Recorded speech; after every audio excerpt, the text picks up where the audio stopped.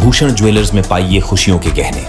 Bharatiya Janata party Solan की जिला प्रवक्ता शैलेंद्र गुप्ता ने प्रदेश सरकार पर निशाना साधते हुए कहा कि स्वर्गीय प्रधानमंत्री राजीव गांधी की पंचायत और स्थानीय निकायों को मजबूत करने की नींव को सुक्खू सरकार खोखला कर रही। मेयर डिप्टी मेयर चुनावों में हार के डर से लोकतंत्र की हत्या करने से भी चारों ओर नाकाम सुक्खू सरकार चूक नहीं रही है। पहले चारों नगर निगमों में 2 फेज में महापौर और उप महापौर का चुनाव करवाना और चुनाव के बीच में नगर निगम में विधायकों को चुनाव का अधिकार देना कांग्रेस की ओछी राजनीतिक चाल का घटिया उदाहरण। सोलन भाजपा के प्रवक्ता का कहना है कि चारों नगर निगमों में मेयर डिप्टी मेयर के चुनावों में कांग्रेस लोकतंत्र में वोटिंग व्यवस्था से भद्दा मजाक कर रही है। सुक्खू सरकार अफसरशाही पर दबाव डालकर इस घिनौने कार्य को करने में लगी हुई है। पहले 2 फेज में चुनाव और बाद में विधायकों को वोटिंग राइट दिलवा रही है। भाजपा प्रवक्ता का मानना है कि इसी कड़ी की अंतिम चाल में अब कांग्रेस सरकार नगर निगम में विधायकों के वोटिंग का अधिकार ऑर्डिनेंस लाने की तैयारी में जुट गई है, क्योंकि बिना अध्यादेश लाए इस तरह का संशोधन नहीं हो सकता। शैलेंद्र ने कहा कि पहली चाल चलते हुए सुक्खू सरकार ने अधिसूचना जारी की और 2 फेज में चुनाव करवाए।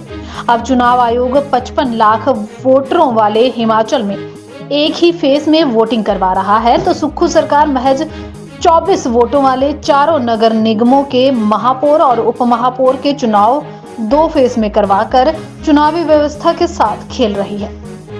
इससे साफ प्रतीत होता है कि सुक्खू सरकार हार से डरी है। विधायक के चुनाव डालने की बात उठ रही है, उसको लेकर आपका क्या कहना है? जहाँ तक जो कल ये पत्राचार की कॉपी सोशल मीडिया में आई, अर्बन डेवलपमेंट के जो स्पेशल सेक्रेटरी हैं उन्होंने ये पत्र अर्बन डेवलपमेंट के डायरेक्टर को लिखा है।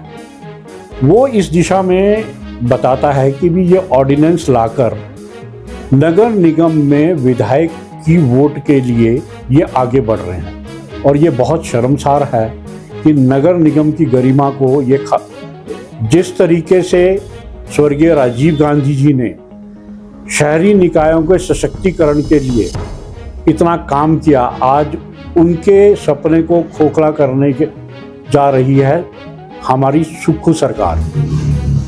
उन्होंने शहरी निकायों के सशक्तिकरण के लिए सबसे ज़्यादा कार्य किया और अब ये वोटिंग का अधिकार देकर नगर निगमों को कमज़ोर करने जा रहे हैं, लोकतंत्र की हत्या करने जा रहे हैं।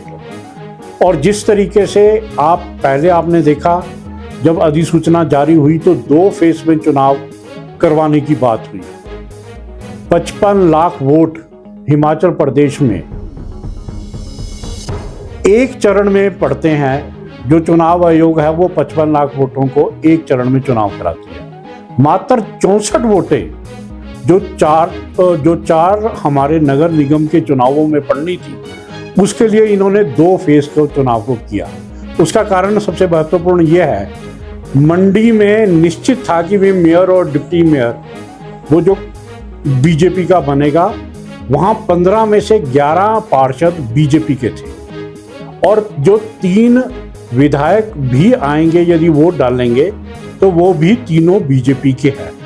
और उसके विपरीत यदि हम बात करें पालमपुर की, पालमपुर में भी 15 पार्षद हैं, 15 में से मात्र केवल 2 पार्षद हैं बीजेपी के, बाकी 2 वहाँ इंडिपेंडेंट हैं और 11 पार्षद हैं कांग्रेस के।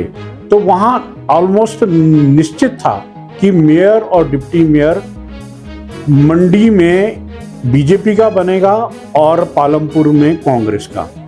जहाँ क्लोज कॉन्टेस्ट था धर्मशाला और सोलन में, धर्मशाला में टोटल पार्षद हैं 17, वहाँ 8 पार्षद हैं बीजेपी के, 2 हैं इंडिपेंडेंट और बाकी 7 विधायक हैं, 7 पार्षद हैं कांग्रेस के। वहाँ उनको इन्फ्लुएंस में लाने के लिए इस अध्यादेश को लाया जा रहा है और ये लोकतंत्र की हत्या की जा रही है। मेरा मानना है सोलन में 8 और 9 7 विधायक हैं पार्षद के, 1 इंडिपेंडेंट और जो 9 कांग्रेस के हैं। और जो सोलन में अंतरकलह है उसकी वजह से ये जो विधायक की वोट के लिए जो अध्यादेश की तैयारी की जा रही है, वो अपने अंतर्कलह के कारण ये इसकी तैयारी के ओर जुटे हुए हैं। मैं मानता हूँ इससे लोकतंत्र की हत्या होगी और जो जनता ने जो अपना विश्वास दिया है उस विश्वास को ये तोड़ने की ओर जा रहे हैं। मेरा मानना है कि भी ये लोकतंत्र की हत्या सुख सरकार अपने आप ही मान चुकी है कि भी कांग्रेस की हार धर्मशाला में और सोलन में सुनिश्चित है। इसी वजह से चुनावों के बीच में ये अध्यादेश की तैयारी करना ये अति निंदनीय है और शायद हमारी आला कमान हो सकता है यदि ये अध्यादेश लाएंगे तो हम इसमें कानूनी प्रक्रिया की ओर भी आगे बढ़ेंगे।